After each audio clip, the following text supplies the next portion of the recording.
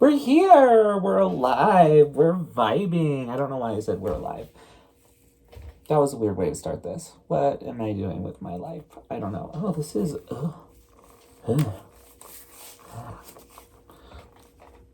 Okay, that was uncomfortable. Okay, so last time I talked about changing directions, changing focus, mixing it up, because I gave myself a deadline that I thought was realistic, but then once I really actually stopped to think about it, it was absolutely insane, because the deadline passed 5 days ago. There was absolutely no way that with the schedule that was going on at the end of this month that I ever would have made it. So why I thought I would be able to do it, I don't know. But Carol of the Bells is still going to be happening. I'm just going to push it to next year. I talked about all that. We want new. Let's talk about the new. What have I shifted focus on? I originally said I wasn't going to talk about it, but I changed my mind because it's not fun to give studio updates if you don't know what I'm working on. And it gets confusing. And I don't know why I was like, I'll tell you later. I could have just told you then. I am working on a cover EP that... I'm not going to tell you the deadline for that. I'm not going to tell you the deadline. That I will keep to myself. Because I don't want to make a promise or something or say something and then have to keep pushing it back. Because my mind works in mysterious ways and I can't focus on anything ever. But I'm working on a cover EP. So let's talk about it. Let's get into it.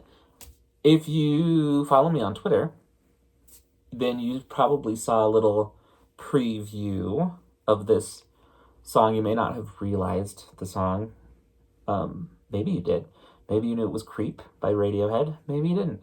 But it's Creep by Radiohead. I'm getting text messages. And yeah, I think it's done. I think this one's done. I might need to tweak a few things in terms of the mix to make it kind of sit right with my ears. But other than that, I think it's done. So we can dissect it a little bit. It'll be cute. It'll be fun. I didn't make a screen recording for this, and I'm not going to for this one, just because I'm feeling lazy today, and that's not the vibe. But I'm gonna hear it. I'm gonna talk to you. So let's start with the part that I guess am most excited about, which is strings, because I love a good string programming moment. I always have. They're just so... like a lot of stuff of mine will just always have strings. That's just the way it works. It's just the way we vibe around here, I'm going to get a little bit in detail with this. Excuse me. And you can let me know if you like the level of detail or not. But I'm going to get into the detail now. My favorite bits were made with an East-West sample library. They're great. That's what they're known for, is their strings. And they've gotten even better since I last used their stuff, which was a long time ago. I had acquired it. I like to say alternatively sourced it. When I was younger, those days are over for me. I don't alternatively source things anymore. I try not to. It just feels wrong now, because I feel like if I'm trying to, actually make a living off of it, I should probably buy stuff, Like, it just seems right. So half of this is made up of that. It is two part. I think one of them's chords, and then one of them's the melody that follow, the bendy melody that follows my vocals. Let's see if this will play. We're on Logic, okay? Now we have to troubleshoot because it's playing back, but I can't hear it. Why can't I hear it? I know why. Because before I left for a vacation recently to go visit some family, I can see myself in the glasses. I turned off my studio monitors. So give me a second. I'm gonna turn those on. Hi, excuse me. In a minute. In a minute. I need a little sentimental man or woman to find this switch. One down. See, the one on the right hand side, I can always find so quick. This left hand side takes forever. Back to strings. So I think this is the chord and the melody.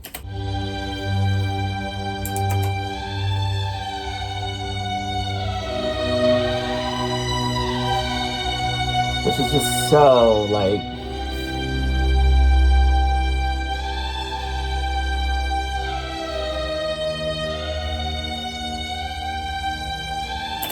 it's so pretty. But really, man, okay, so when I first started programming strings with some alternatively sourced materials, I always just wanted those beautiful like legato slurs, you know, the notes just slide right into each other, and nobody was really doing it, and I guess we just weren't there, technologically speaking, like we are now. But it's been like my dream, because I just love strings like that, and so finally we're there, and we've just gotta listen for a second, because it's so beautiful just to hear them slide.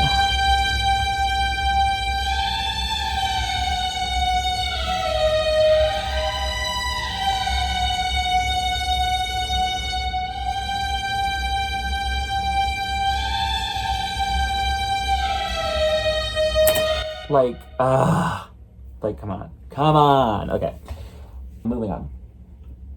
The next ones, I mean, okay, technically when I started this, I wasn't like out of the alternatively sourced wood like I am now. So I left these in here because I put a lot of work into them. But they are the only bits in here that are not. They all come from a company. You don't even make these anymore though. So no harm, no foul, I guess. I don't know. But these are all just the oomph, the you know, underneath it all.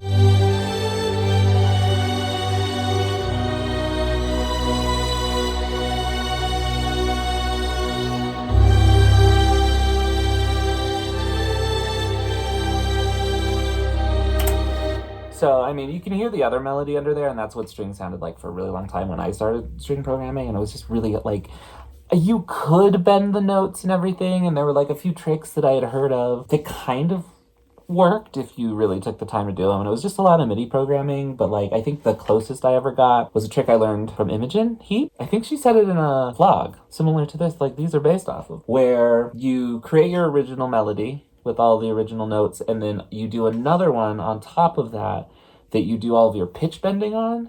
And so, like, it's like the weird mixture of the two kind of tricks the ear into thinking it's actually sliding when it's not. I don't know. I tried it in a few songs. It worked. I mean, when you mixed it all together, it worked. But yeah, strings, they only really come in at the end. Oh, let's talk about the ending of these strings. Everything gets mad. So this is the bridge. She's running out the door. You know, that whole part. And it all just accumulates into this one grand, like, cacophony of sounds. And everything kind of falls apart and bends apart at the end. It's kind of hard to explain, but it's really pretty and it's really cool. And I don't remember if I did it with the strings. Let's look. I did. Okay.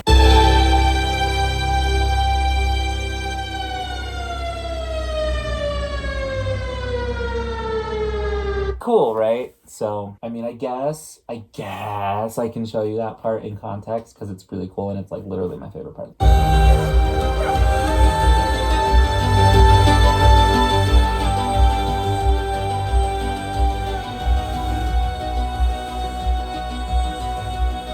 right, here we go.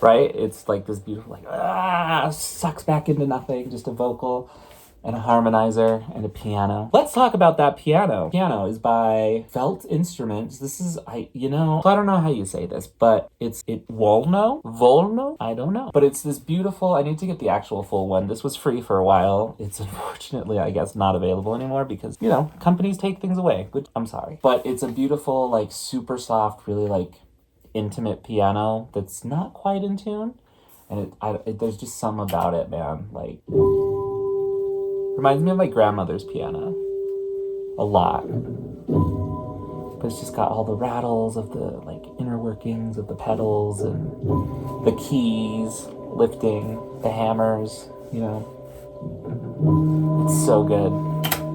I ran that through a reverb and then with another instrument by Denise Audio called Noise, and what that does is it just basically adds noise over your sound. I chose Rain to go over it, solo it, so you can just kind of hear.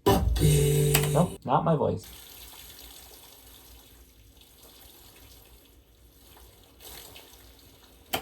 So every time you trigger any audio through it, it'll just kind of mix in whatever noise you put in, and it's a really great trick to just make things sweeter, give things some texture, some life.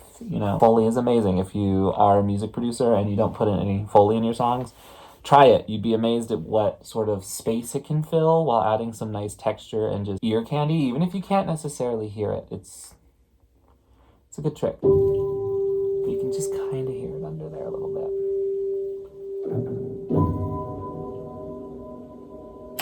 If you really listen, there's kind of that. I don't know.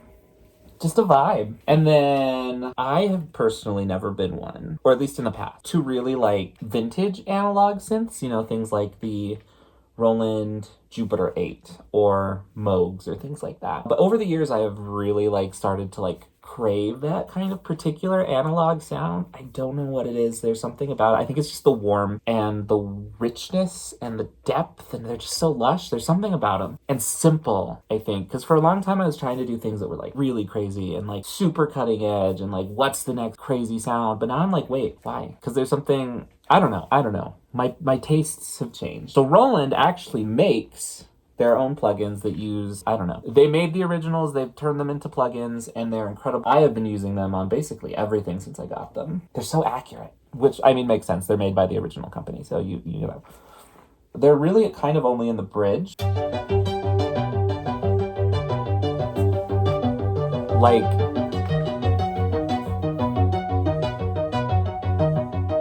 you know, it's just a vibe. Those are in there. Oh, okay, let's talk about this too. I've just been branching out because I want to keep things simple, but still really cool to the ear. And I'm like, how do you do that? And I came across a plugin called Fluid Chords. It only works right now with MPE synths, which, what does that stand for? I don't even remember. MIDI polyphonic expression. It's really cool. It's kind of hard to explain in like a nutshell. But if you keep up with any instrument stuff or crazy weird instruments, the Rolly C-board.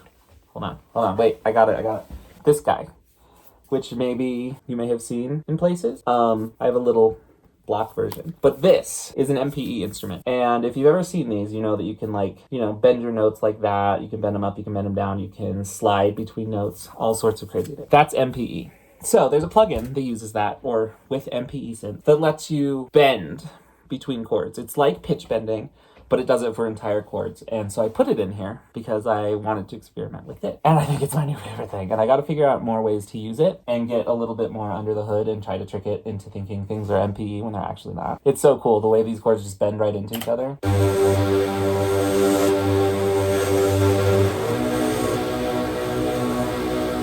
It's those transitions, right? That just slide so nice.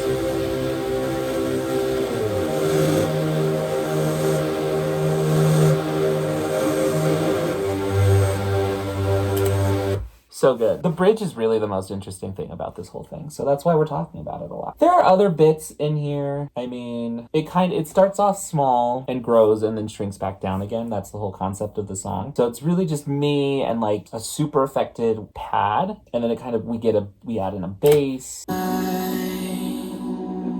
It's really spacey, vibey. Just like an angel.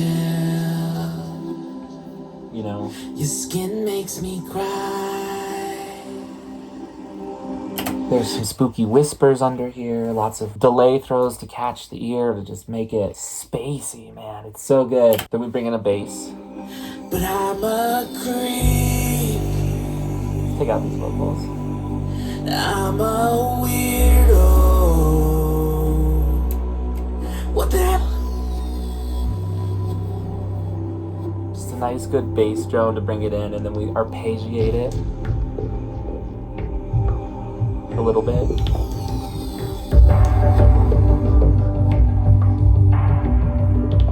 Some pitched drums, babes. I mean, we got it. Like, I'm back to my old self, it feels like a little bit, because I used to, like, tonal drums like this, I used to pitch up and down to follow the chord progression. Not that they're necessarily a true note, but just tonally, you know? Oh, so good. Lots of just good low end, like, heartbeaty stuff. A good choir. Sidechained.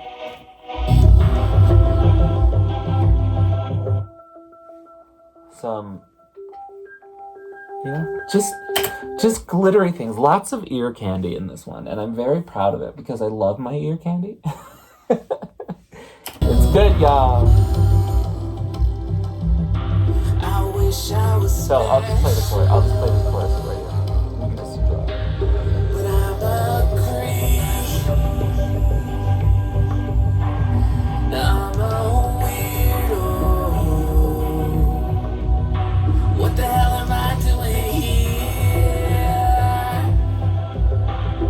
I don't belong here. She's running out the door.